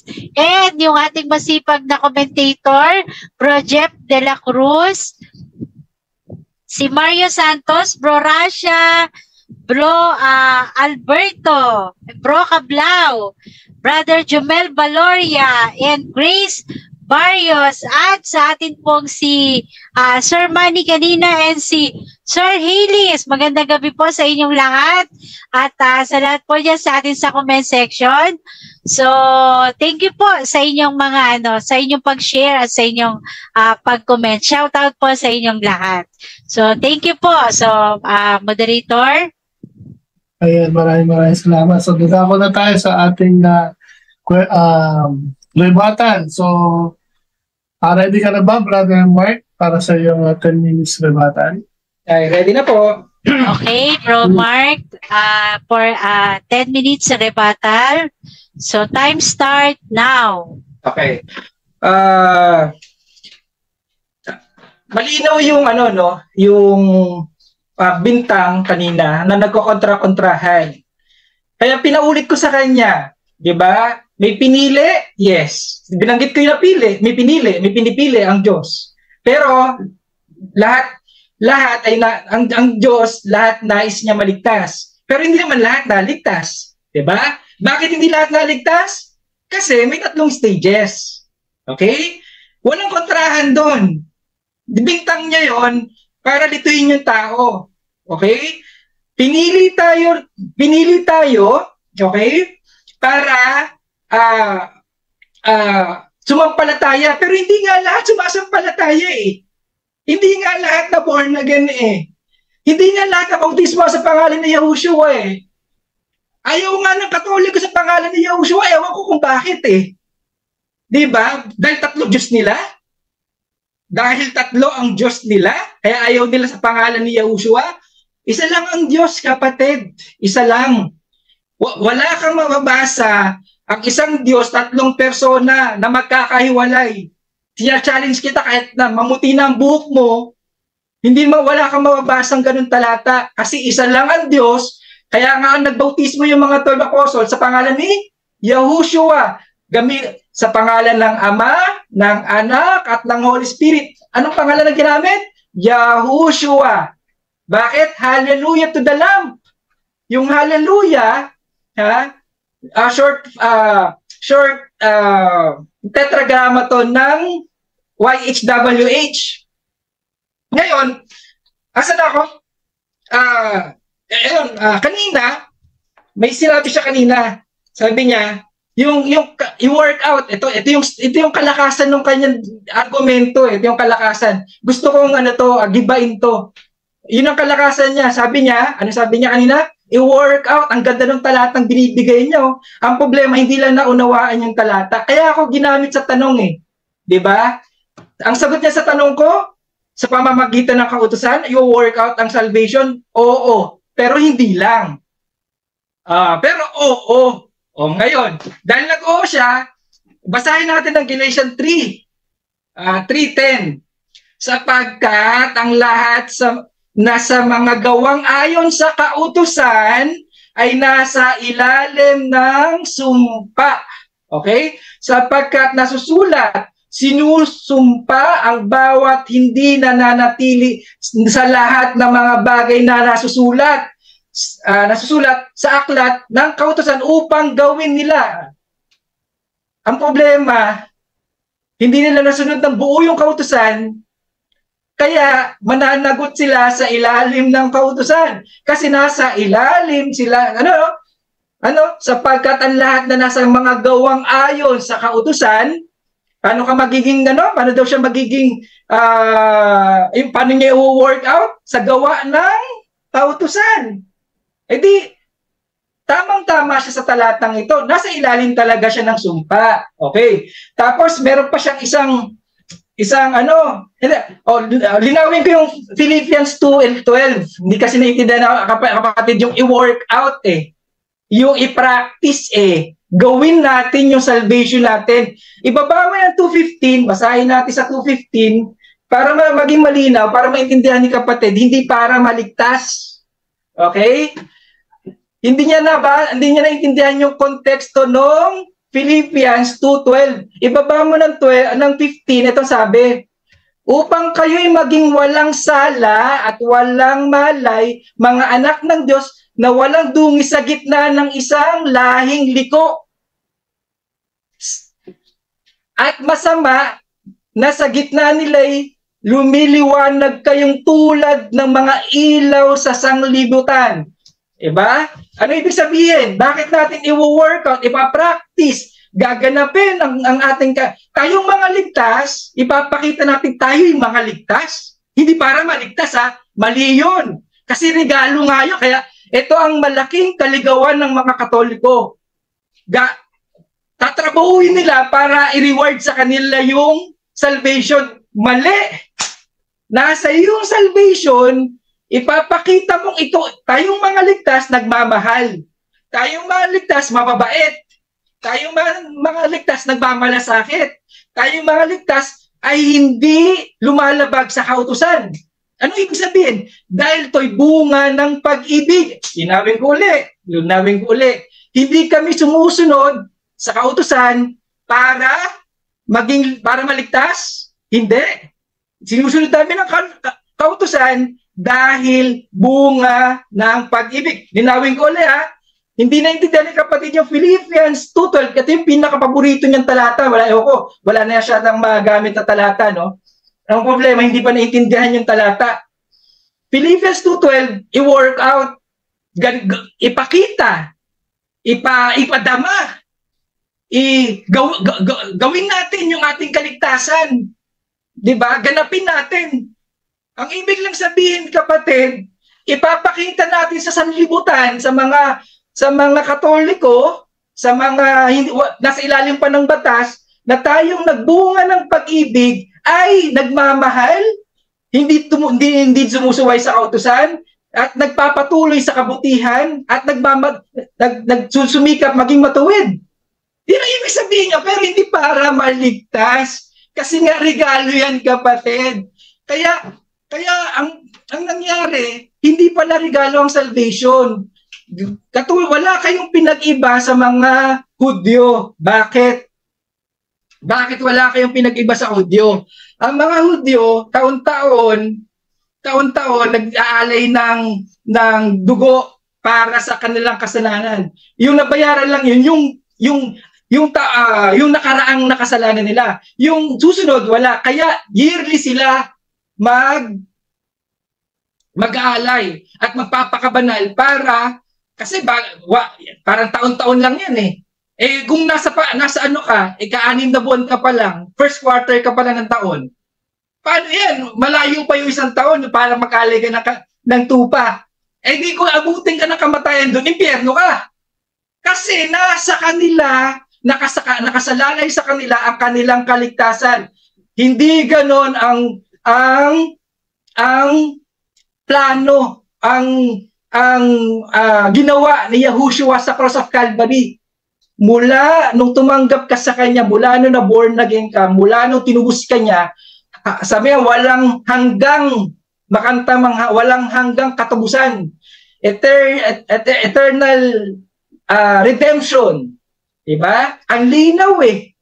Yung pangakong ibinigay na, kaya sabi ko nga, challenge ko nga sa kapatid ko, kay Brother Melchor, hanapan mo ng talata kapatid na binabawi yung pinangako. O ito, pangako sa iyo na tong salvation na to. Babawiin ko yan pag hindi ka nagpakabanal. O pag tumalikod ka, babawiin ko yan. Ang mahirap kapatid, mamumuti na lang ang buhok mo kapatid, wala ka pang mahahanap na ganun talata. Kasi nga, yun nga yung ebanghelyo na hindi nyo tinatanggap. Ano yung ebanghelyo? Kasiguraduhan ng kaligtasan. Wala ka na sa ilalim ng batas. Okay? Hindi ka na pananagutin ng batas, kapatid. Hindi ka na pananagutin ng batas kasi above ka na sa law. Bakit ka above sa law? Kasi marami nga hindi nakasulat sa kautusan na ginagawa namin eh. At hindi na kami pananagutin. Isa dyan or dalawa dyan, hindi namin magawa. Ito nga, madalas yung huling debate, sinasabi ko, itong mga Roman Catholic, pangatlong kautusan yata, kung magkamali, yung Sabat, ano yan? Ginawa nilang Sunday. Ay, pang-apat yata niya, magkamali, sorry. Anong pang-apat yata yan? Ginawa nilang Sunday. Magsisisi ba itong mga Roman Catholic na hindi sila nangingilan ng Sabat? Hindi sila magsisisi. Eh, di diretso na talaga sila sa impyerno. Bakit? Kasi nga po, di ba? Bakit? Kasi nasa ilalim ka ng batas eh. Di ba yung sa Galatians 3 na binasa ko kanina? Dapat mong ma-perfect yun, kapatid. Yun ang problema sa inyo. Kaming mga ligtas na, hindi namin kailangan ma-perfect yun. May isa dyan, dalawa, na hindi namin magawa. Hindi kami ma-imper dahil kami ay nagmamahal na. Nagbubunga na ng pag-ibig. Hindi na hypocrisy yung pagsunod namin. Yung ginagawa namin ay bunga ng pag-ibig. Hindi to dulot lang ng takot. Bakit takot? Eh, kasi may impero lang kami. Hypocrisy yun. Kahit balatan mo yung sarili mo, sunugin mo, ialay mo sa Diyos, isang maraming basahan niya sa harapan ng Diyos. Pero isang mabangong salmo ang umibig ka. Yun yung gawa na pinapahalap, nakikita, ina-appreciate ng Diyos, pinapahalagahan ng Diyos. Yung pag-ibig mo, sabi nga, yung hindi umiibig, hindi nakakakilala sa Diyos. Yun yung totoong pagtalikod, yung walang pag-ibig. Kaya kapatid, ito lang, no? Sana ma-realize nyo kung gaano yung ma-realize yung kahulugan talaga ng pagtubos ni Yahushua sa cross of Calvary. Huwag kayong magpakahudyo na after mong mag-alay ng dugo, hanggang dun lang ang binayaran. Sabi nga, makamtan nga natin yung walang hanggang katubusan eh. Yun nga yung dapat nating maunawaan eh. 'Di ba? Kailangan walang hanggang tinutubos ay patuloy yung pagtubos, patuloy yung paglilinis, patuloy yung pagpapatawad at pagiging kapatid. Dinawin ko na, baka magamit na naman ni Brother Melchor sa rebuttal. Hindi kami banal. Nagkakasala pa rin ako, kapatid. Nagkakasala pa rin ako. Pero inari akong banal. Inari akong okay, time stop. Time stop. Okay, time. So, dyan po nagtatapos ang ating rebuttal. Uncle Mel, ready ka na ba for your 7 minutes cross-examination para kay Brother Mark? Baka mute yata si Brother Mel. Okay. So, Bromel, meron kang 7 minutes para sa iyong cross-exam. Time start now. Hindi ko naririnig si Bromel. Okay. Pwede na ba ako magtanong? Yes. Time start na. Ano? May binabanggit kang gawa ng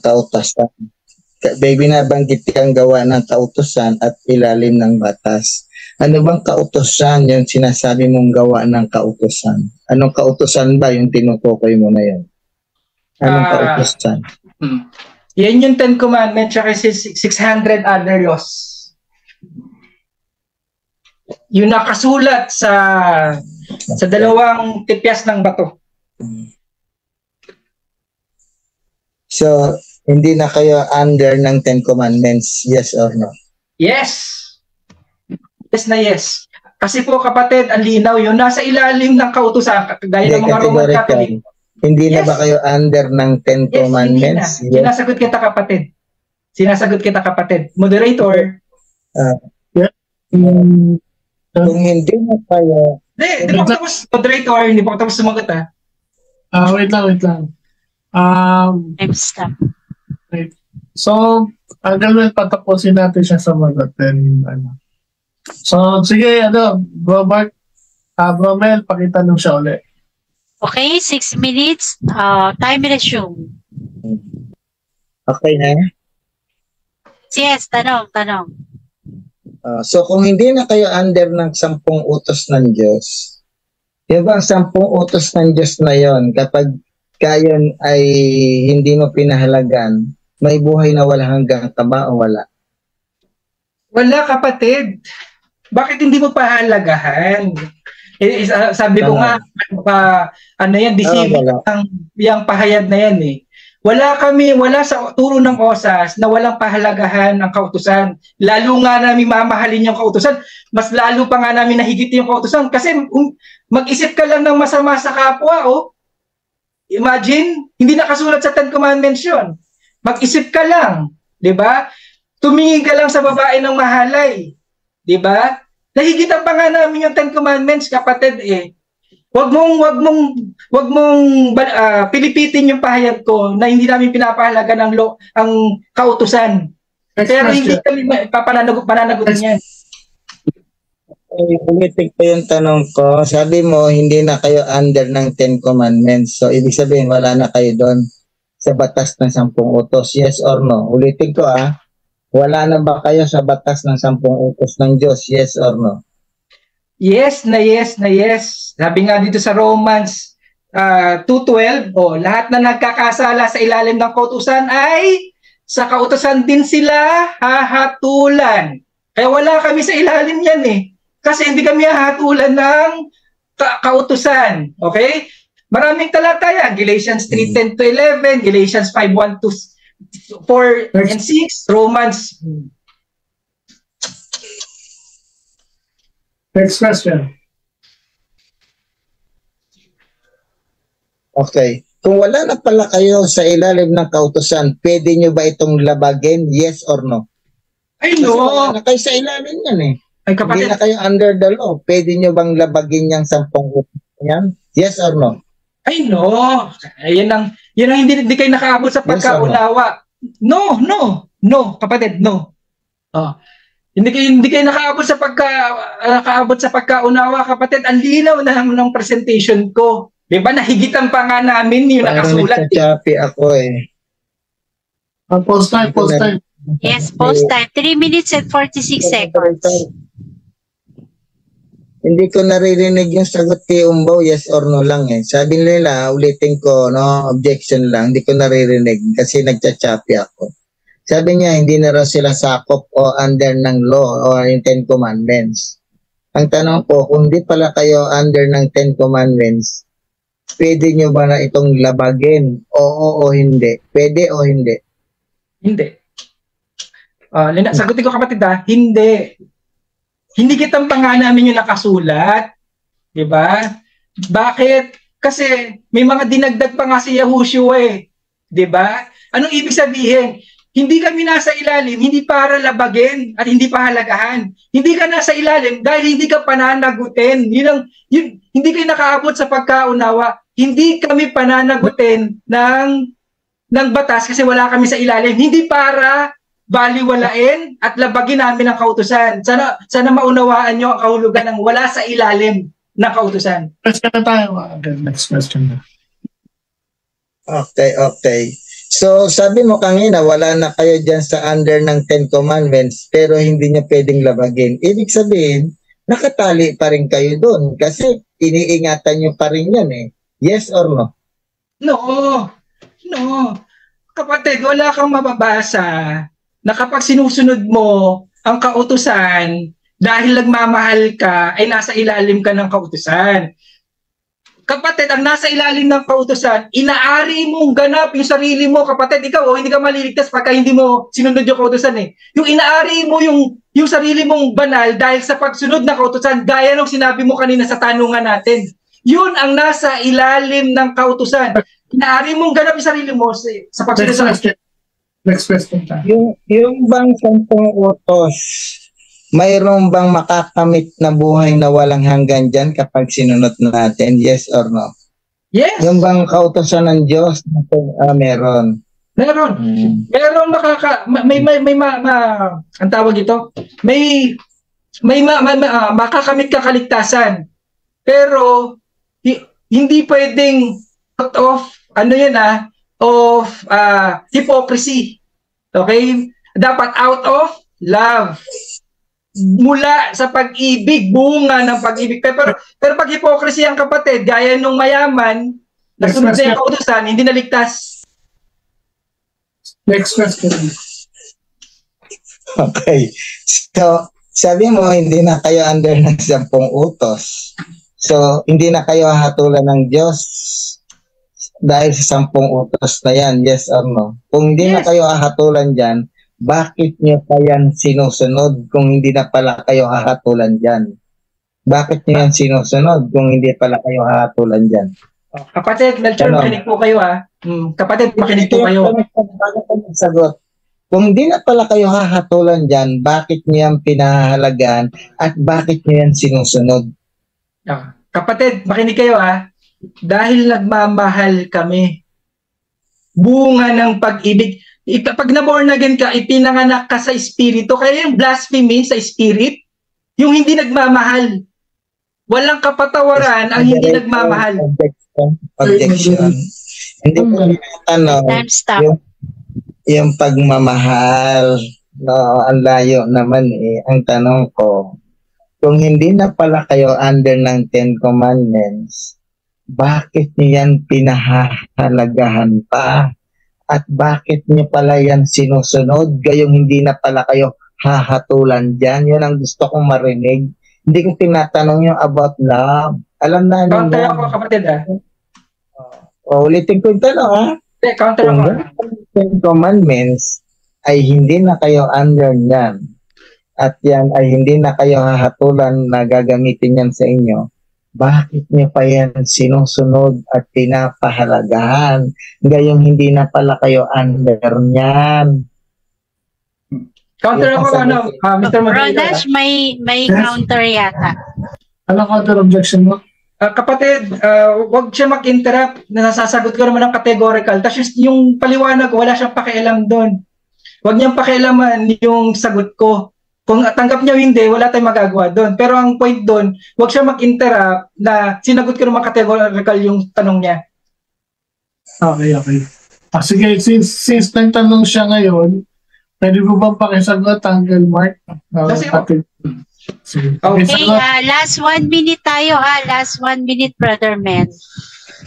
Brother Melchor, makinig po kayo ha. Bakit namin sinusunod? Bakit namin pinahalaga ng kautusan? Sa kabila na hindi na kami pananagutin nito dahil nagmamahal nga kami out of love, hindi hypocrisy.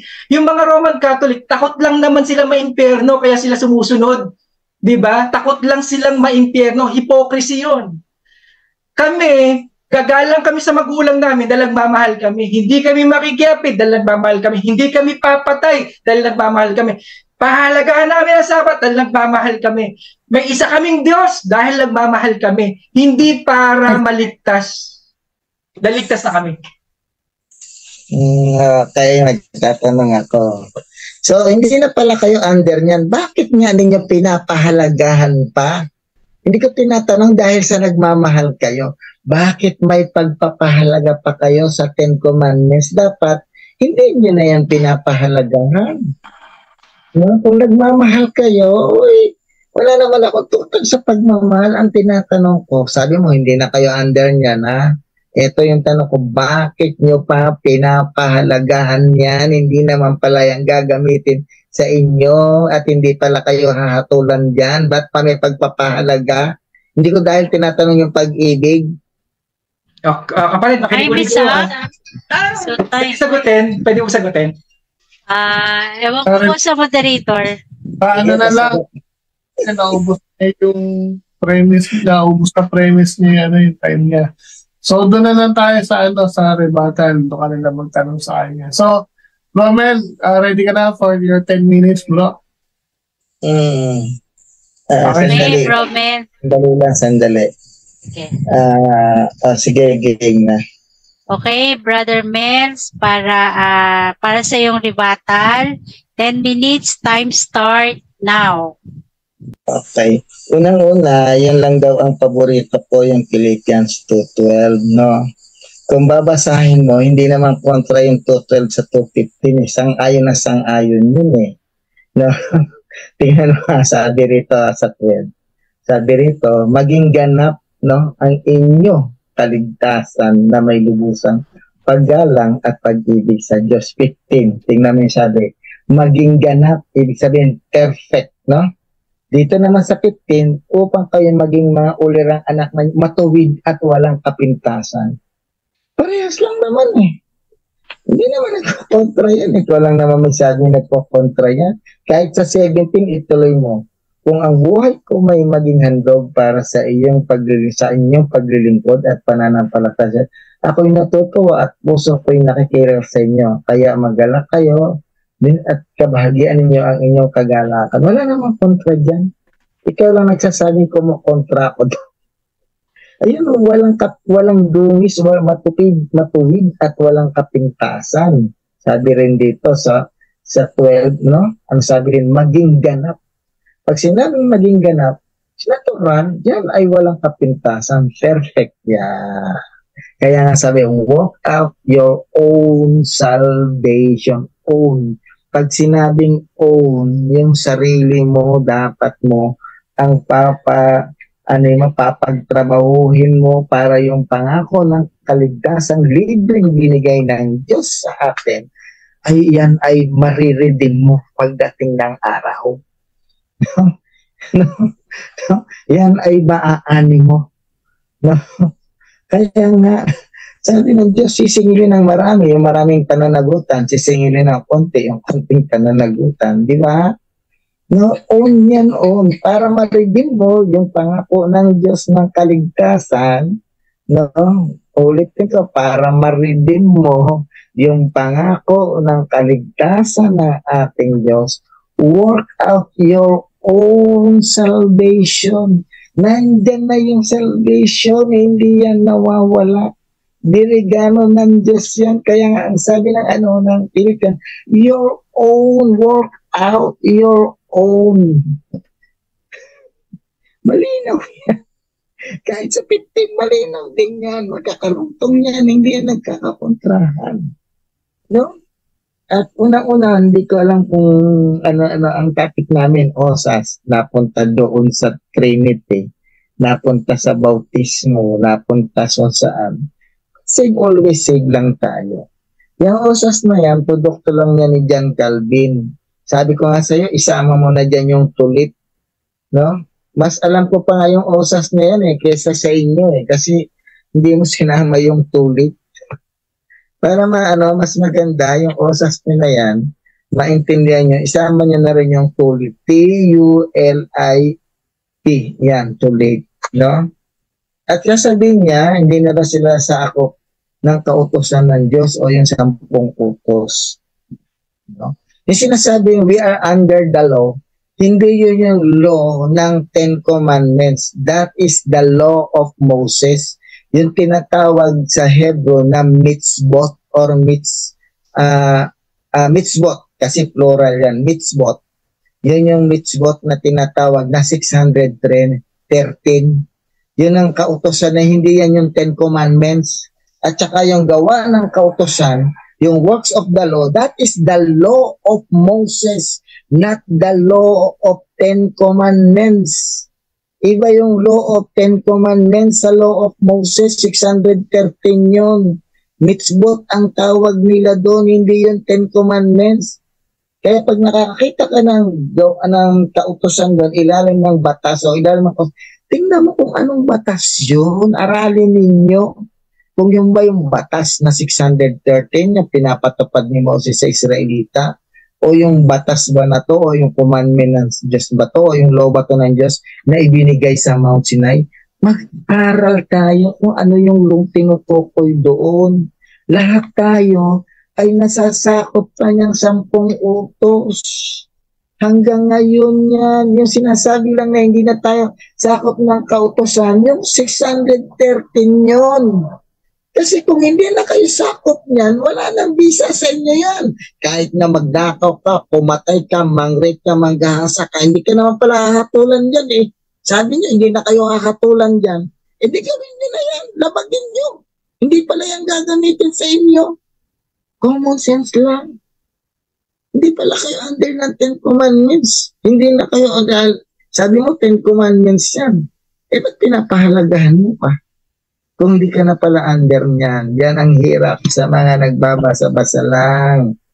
No?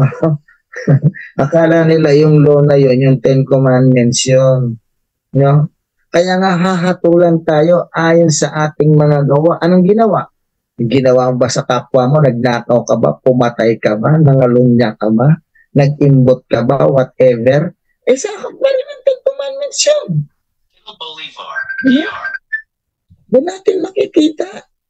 Sabihin mo, hindi na kayo sakop niyan. Eh, ikaw ay gumagalang. Sabi mo, gumagalang ka sa magulang. Eh, di sakop ka pa rin dahil respeto ka. Sinusunod ka rin dahil sa pag-ibig mo sa Diyos. Sumusunod ka pa rin dahil under ka nun. Ng Ten Commandments. Kung di ka under nun, eh, labas tanganin mo na yung nanay tatay mo. Hindi ka na pala under nun. Hindi naman pala ikaw hahatulan sa Ten Commandments na sinasabi mo. Hindi na kayo sakop nun eh. Mag-isip naman kayo kung paano kayo lulusot yan. Yung under the law na yan, that is the law of Moses. Ulitin ko, 613 yan. Sa Hebrew, tinatawag yan mitzvot. Ayan, no? Kaya nga sabi ko, kung may buhay na walang hanggan ba yung Ten Commandments? Sabi mo, oo, dahil sinabi ni Jesus na mayroong buhay na walang hanggan, paano po magkaroon ng buhay na walang hanggan? Sundin mo yung kautosan, no? Huwag kang gaganito, ganito, ganyan. Eh kung wala nang kahalagayan, eh bakit sinusunod yun? No, kayo kumukuha rin ng ano, di ba? Eh, dito natin makikita. Sinasabi ninyo, hindi kayo under ng Ten Commandments, yan pala sinusunod nyo rin yan. Yan ang tinatawag na epokrito. Kunwari, hindi sumusunod pero may respeto sa magulang. So, pero hindi naman, under ka pa rin ng 10 utos na yan. Ang hindi lang sinasabi dyan na under tayo ng mga Kristiyano, yung law of Moses. Dapat naintindihan nyo yung mga talata at yung context na sinasabing law dyan, no? Kung anong law ba yan? Law of Moses ba yan o law of God na binigay sa Mount Sinai? Matuto tayo. Yan ang kaipokritohan. Hindi ka na pala hahatulan sa kautosan. Eh, di sana hindi nyo na yan ini-itsepera nyo na yan. Matuto naman kayo. No? Kaya itong ating mga, hindi ko alam, born again, yung ginagamit yung born again na yan. Pag tinignan mo sa wikang Greek, sabla yung born again na yan. Hindi born again ang nakalagay sa John 3:3. Na, tingnan mo, born from above yan or begotten from above. Tingnan mo sa Greek. Ang nakalagay dyan, genete anoten, hindi genetiphalin. Mag-aral mag-aral naman kayo ng konti ng Greek para maintindihan yung born again na yan. Ang naglagay lang ng born again dyan, tingnan ninyo. Tingnan mo sa Greek kung genite anotalin ba ang nakalagay or genite anoten. No? Dapat natuto kayo, born again kayo ng born again. Hindi nyo naman alam kung ano ibig sabihin niya born again na yan. No? Kaya tayong mga basa lang ng basa, no? Yung kanilang 3 stages. Last 2 minutes. Dito mo makikita yung 3 stages nila. Believe in one God. Be born again. Be in love with God. Ganun lang ang stages ng kanilang once saved, always saved. No? Being love with God. Paano yung pagmamahal mo sa kapwa mo, hindi niya sinama? Ang sabi ni Jesus, love your enemy. Yung kaaway mo, hindi mo sinama doon. Yung just lang ang mamahalin mo. Love your neighbor, hindi mo rin kasama. Ayun, sinulat ko. Yun lang yung inyo. Believe in one God lang, be born again, at saka being love with God. Yun lang ang stages ng osas niya. Wala na. No, ang late naman ng stages ninyo. Hanggang doon lang yung antas ng stages ng one save, always save. Paano na yung mga sinabi ni Jesus? Yung ako'y nagugutom, hindi niyo ba ako pinakain? Yung ako'y nakabilanggo, hindi niyo ba ako dinalaw? Ba't hindi niyo sinama yung being love with God and with your fellow Christian? Kulang eh. Sabihin mo sa pastor mo, turuan ko siya, dadagdagan ko yung stages ng osas niyo para maging kompleto. Kulang yan. No? Gusto mo, seminaran ko yung nagtuturo sa inyo na kulang yung stages ng once saved, always saved ninyo. Isama nyo yung kapwa ninyo dyan. Di ba? Sabi nga, kung iniibig mo ang Diyos, tapos hindi mo naman minamahal yung kapwa, no? Kahangalan yung pag-ibig na yan. No? Kung napupot ka naman sa iyong kapwa, sinasabi mo mahal mo ang Diyos, kapwa, yan ang ipokrito. No? Kinapuputan niyo yung Catholic Church, pero sinasabi niyo mahal niya ang Diyos. Basahin natin. Sa dito, ang sinamang umiibig sa Diyos, ngunit napupot sa kanyang kapwa ay isang sinungaling. Love niyo yung Diyos, pero hate na hate kayo sa Catholic. Sino ngayon yung ipokrito? Di ba? First John yan. Basahin natin, no? Yan ang tunay na ipokrito. Sabi no? Basahin natin. Di ba? Mga anak, basahin natin. Mag-ibigan tayo sapagkat mula sa Diyos ang hindi umiibig ay hindi kumikilala sa Diyos. Kung sinasabi natin na iniibig natin ang Diyos, ngunit hindi naman napopot naman tayo sa ating kapwa, ginagawa nating sinungaling ang ating sarili.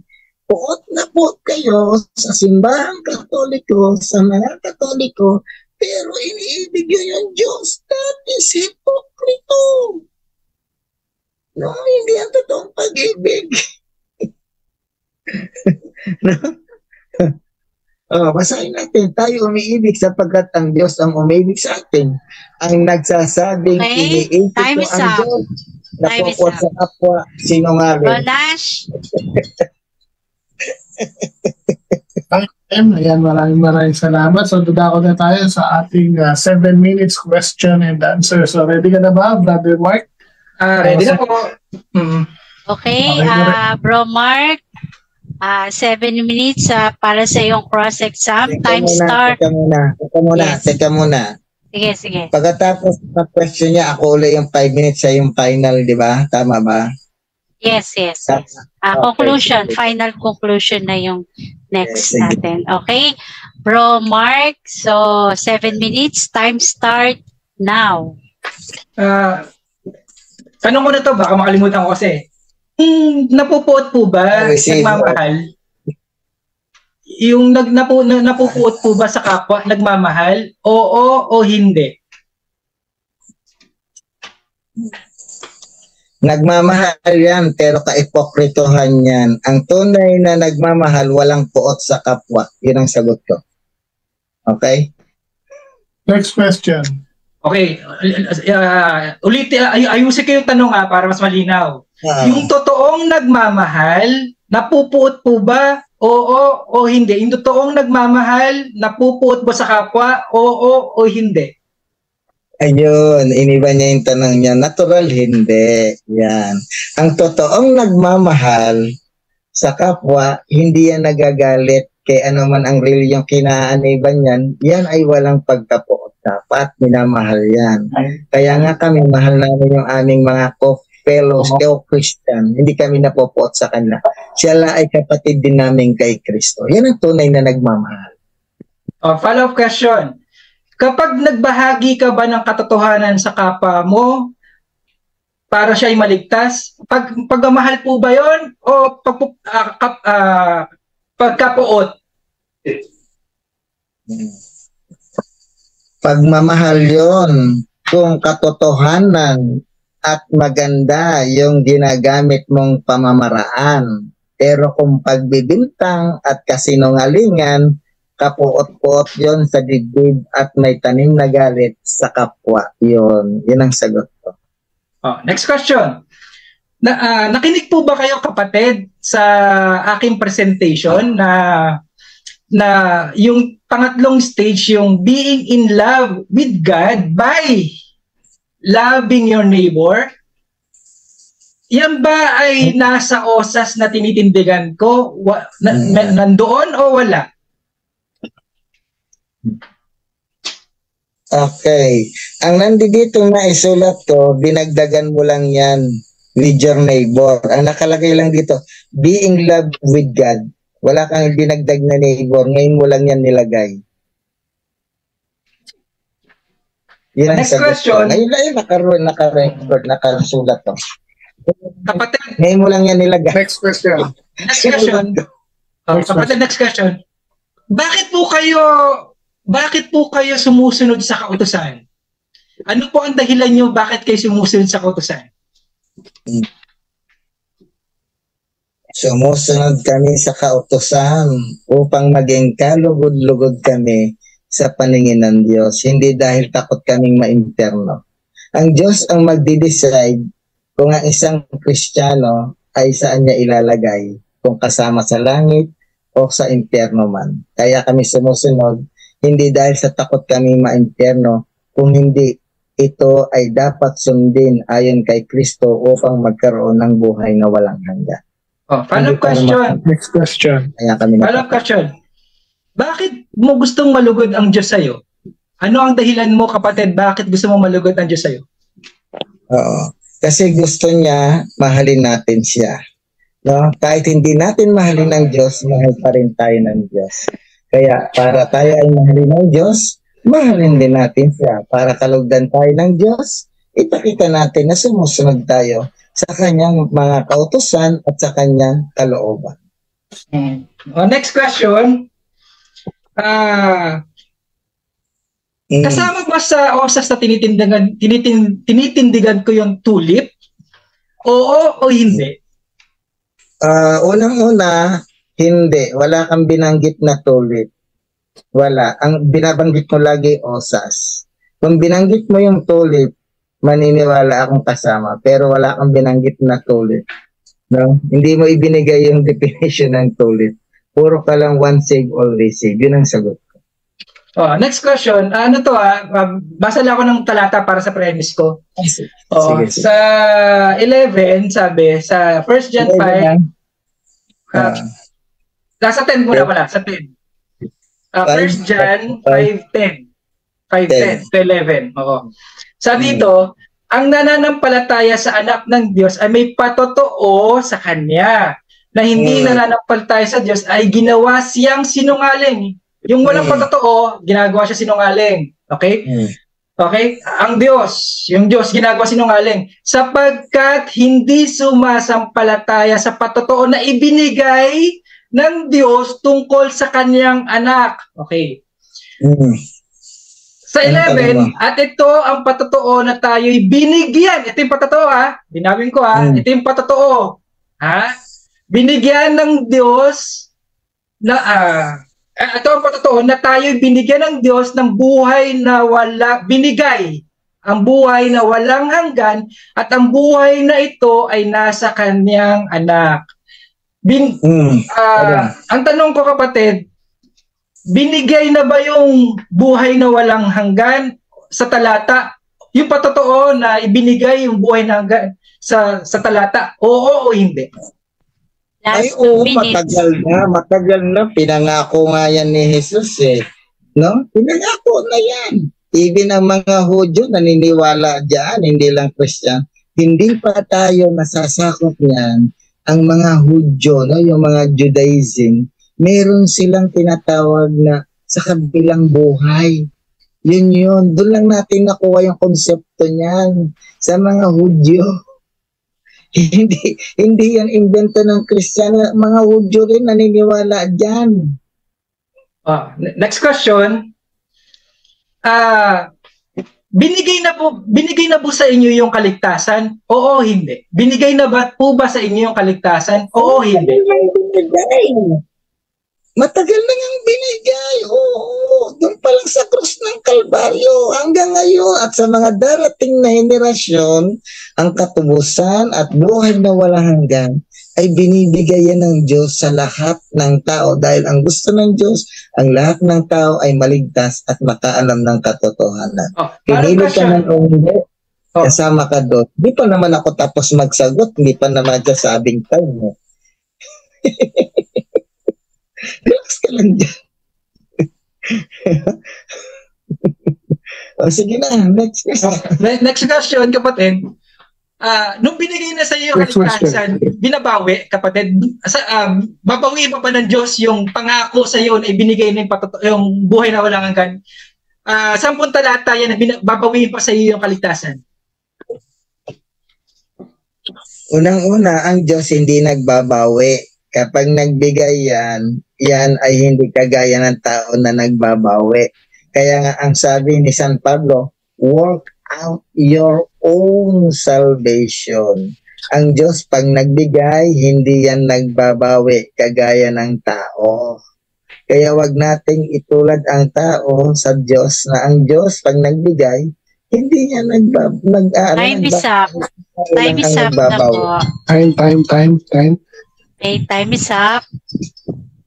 So yan, dyan po nagtatapos ang ating question and answer sa rebuttal. So dadako na tayo sa ating conclusion. Pero bago tayo dumako, sa shoutout muna tayo.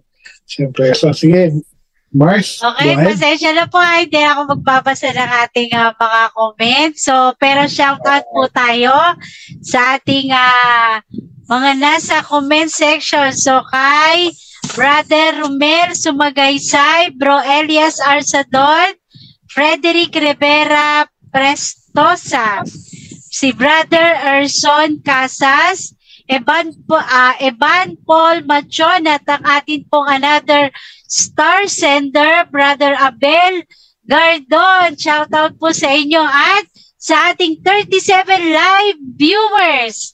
So, ngayon po, yan po, salamat po sa inyo lahat dyan sa comment section at syempre po sa mga nag-share din po. Yan. At again, sa ating mga star sender. So, Bro Nash. Okay, maraming salamat, Mars. So, at kay Brother Albert Hinkel, sorry. Yeah. Yung ating isang moderator, admin pala ng Debaters Convention. Ayan. Kaibigan ko, Chick Boy daw. Kaibigan ko rin yan eh. Malupit yan. Yeah, so, maraming salamat, Mars, no? Anyways, dadako na tayo sa ating 5 minutes conclusion. No? Uncle Mel, ready ka na for your 5 minutes? Okay, Brother Mel, okay na? Okay, so 5 minutes for final conclusion. Time start now. Unang-una, no, wala akong tinindigan na ang Diyos binabawi yung kaligtasan. Wala akong sinabing ganon. You know, ang Diyos hindi ang kagaya ng tao na nagbabawi. Okay. Another, ang Katoliko, ayon sa aming, actually, nandito nga yung mga CCC ko. Hindi ko na nga lang ginamit. Nagbasa na lang ako ng Bible. No? Hindi ko na ginamit yung CCC namin. No? ang kaligtasan, tinuturo ng Bible para sa lahat. No? Ganon din sa aming CCC para sa lahat. Hindi sa iilan lamang. No? Pinili ka man o hindi, kasama ka doon sa sinasabi ni Jesus sa Mateo 19, no, gawin niyo silang mga alagad ko, silang lahat. No, gawin mo silang lahat. No? Lahat tayo tinatawag ng Diyos na mapabilang sa kanyang simbahan at mapabilang sa itinangako niya at ibinigay niyang libreng gift ng salvation. Kaya nga ang sabi ni Apostol San Pablo, uulitin ko, work out your own salvation. Kaya nga sabi na na ang ating mga gawa ay dapat maging perfected your works, no? Sabi nga ni San Pedro, hindi niya makikita ng mukha ng Diyos kapag kayo ay hindi naging ganap. No? Pag sinabing ganap, ibig sabihin perfect. No? Hindi mo makikita ng mukha ng Diyos kapag ikaw ay hindi naging ganap. Sabi ni sa kanila, ligtas na sila pero nagkakasala pa rin sila. Sabi nga, wala nang maruming makakapasok sa langit eh.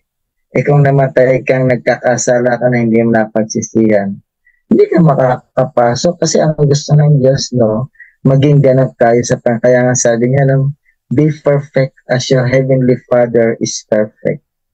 No, kaya nga sa work out natin yung salvation natin, no? Sumusunod ang mga Katoliko gaya ng sinasabi ng ating kaibigan na maling paratang, hindi dahil sa takot kaming ma-impyerno. Ang mga mapupunta sa impyerno, yung mga tao na ayaw talagang kilalanin ng Diyos, andyan na yung salvation, andyan na yung inaalok na kaligtasan, ngunit ayaw pa rin nila at ayaw rin nilang kilalanin at sumunod sa kalooban at kagustuhan ng Diyos para rin sa kanila. Yan yung mga nandoon. Kasi aanin ka ng Diyos sa langit kung ayaw mo naman sa Kanya. Di ba? Nasa sa'yo yan kung gusto mong sumama kasama sa buhay na walang hanggan. No? Maging maayos tayo sa paningin ng Diyos. Kung ayaw mo naman at talagang dinideny mo yung binigay sa yung salvation, ayaw mo naman, hindi mo naman bino-work out, ikaw na may pananagutan niya. No? Tandaan niya, hindi nawawala yung ibinigay ng Diyos na salvation sa lahat ng tao at sa mga darating pang henerasyon. Hindi yan nawawala. Kaya nga i-work out mo yan. Yan ay yung mariredeem kapag ka ikaw ay talagang tunay na nandoon na. No? Kaya sabi ni San Pablo, di ba? No? Natapos ko na ang takbuhin ko. Kakamtan ko na ang medalya. Ayan, no? Sabi niya, nakita mo? Tumakbo siya. Sabi niya, sa bawat manlararo, di ba? Nagsasanay, di ba? Pero ang sabi niya, natapos ko na ang aking, di ba? Kakamtan ko na. Sabi, mariredeem yan, na? Di natin makikita, mariredeem yan, hindi yung, kasi si San Pablo nagpapagang. Sana binabasa niyan. Pinagbuti ko ang aking pakikipaglaban. Natapos ko na ang dapat kong takbuhin at nanatili akong tapat sa pananampalataya. Sabi yan ng Timoteo 2. 2 Timoteo 4:7. Pinagbubuti niya. Meron siya palang pinagbubuti. That's 1 minute. Yung pakikipaglaban niya. Kaya nung natapos niya yan, sabi niya, dapat kong takbi at nanatili akong tapat sa pananampalataya. Sabi nga, di ba, perseverance. Kung wala kang perseverance at umaasa ka lang sa once saved, always saved, hindi yan totoo. Ang sabihin ng once saved, always saved o ng OSAS ay Oracle of Satan against Scripture. Wala kang mababasa sa Bible na itinuro yan ng ating Panginoong Jesus at ng mga apostol, yung once saved, always saved. Wala. Kasi sila mismo, sila, di ba? Nagpapagal sila, no? Nakikipaglaban sila. Sabi nga ni apostol, no? sa Timoteo nakikipaglaban. No? Sabi nga, no, naigugrupo kami pero hindi kami tuluyang bumabagsak. Time is up. Time is up. Time is up. Time na. So yan, maraming salamat, Uncle Mel. So dadako na tayo sa 5 minutes conclusion ng ating affirmative na si Brother Mark. Go ahead, Brother Mark, 5 minutes. Okay. Okay, time start now. Kahit paano natutuwa ako sa mga nabanggit ni Brother Melchor kasi OSAS na siya, na-convert na siya sa OSAS. Kasi ang linaw ng salita niya, no? Hindi binabawi ang kaligtasan. O di kung binigay na sa'yo, forever ka na ligtas. Once saved, always saved. Tapos na-convert ko si Brother Melchor. Sobrang napapasalamat ako sa Diyos sa pahayag niyang yun. At least, may konti na lang problema, may konting diferensya na lang. At least, magandang simulain na yun. Magandang simulain na.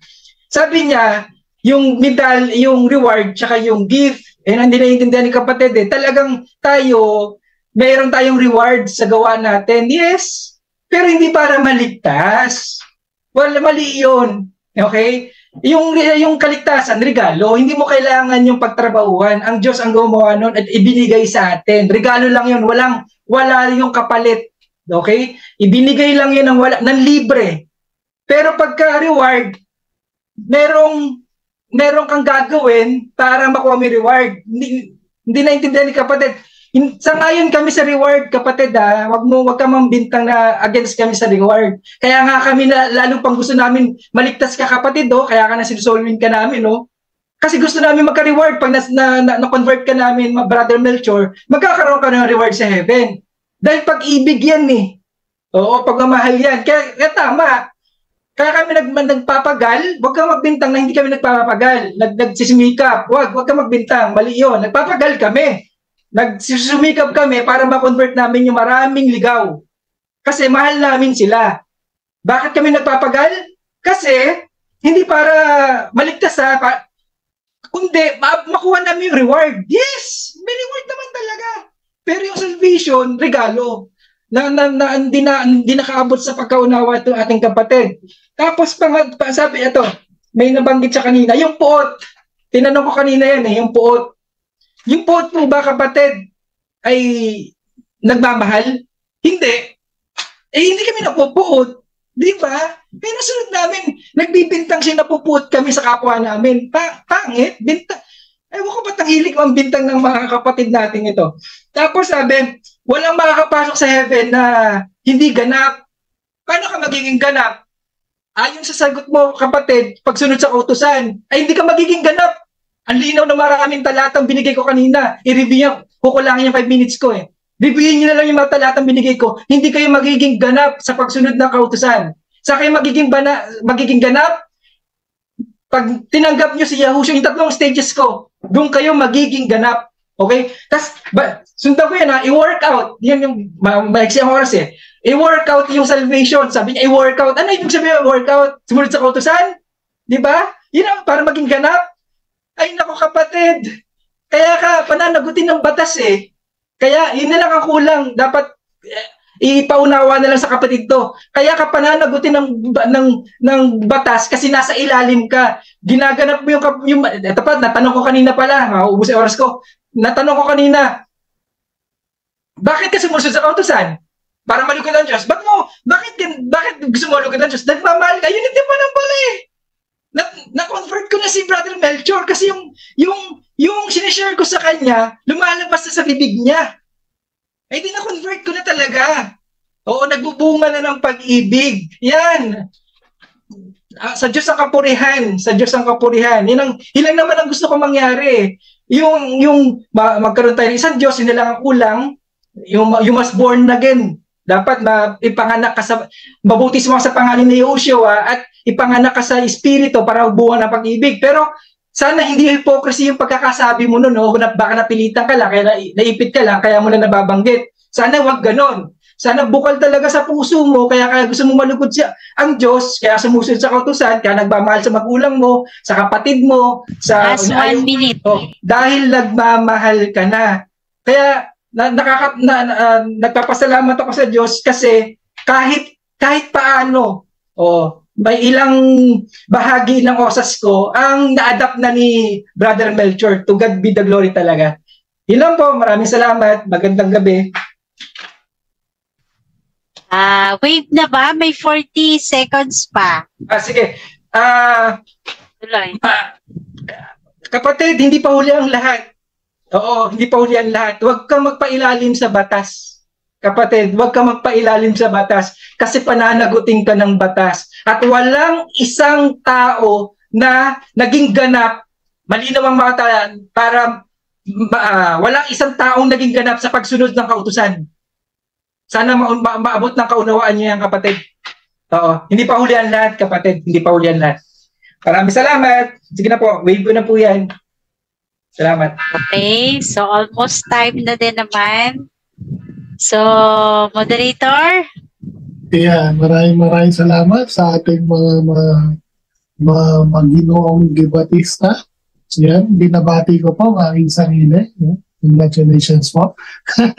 And congratulations po sa ating dalawang debaters na napaka-informative, no, ng kanilang mga talakayan. So, bigyan natin ng oras para magpasalamat si Brother Mark.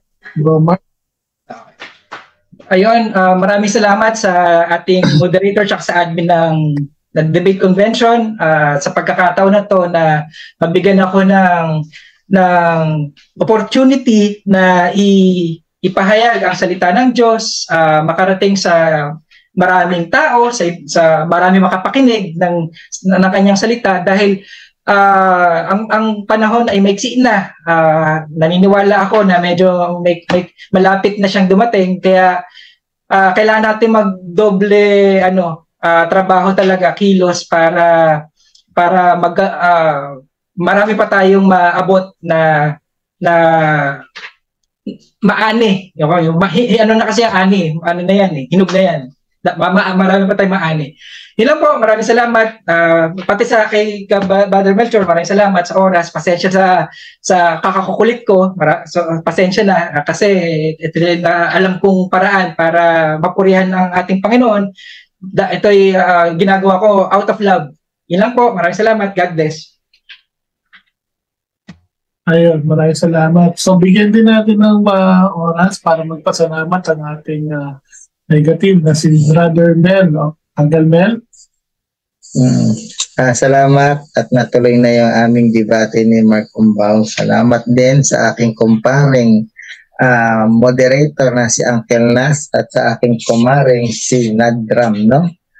Mark Umbao, salamat din sa iyo sa magino at mais na talakayan, ganoon din kay Sis Cynthia, kay Ma'am Angie at sa lahat na manonood kay Sis Emma Gunran. Salamat sa inyong lahat.